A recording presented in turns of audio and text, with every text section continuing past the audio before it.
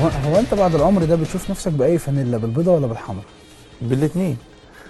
والله. انما مفيش واحده تغلب على التانيه.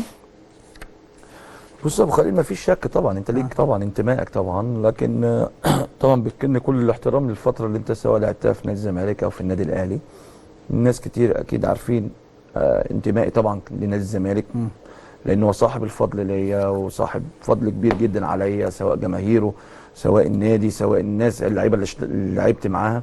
كل المدربين اللي اشتغلت على ايديهم اللي عرفوا الناس بطريق السعيد، فما مم. فيش شك طبعا نادي الزمالك ليه فضل. لكن الفتره اللي لعبت فيها في النادي الاهلي كنت مم. سعيد بيها جدا جدا مم. طبعا، لان لعبت كنت من الناس المحظوظه ان انا مم. لعبت مع جيل احسن جيل جه في تاريخ النادي الاهلي. مم. لعبت مع مدير فني اعتقد من افضل المدربين ايضا اللي جت في تاريخ النادي الاهلي، مع مجلس اداره محترم جدا. فاعتقد قلت لحضرتك من اللعيبه مم. المحظوظه شويه ان مم. انا ربنا كرمني في وقت من 2005 ل 2008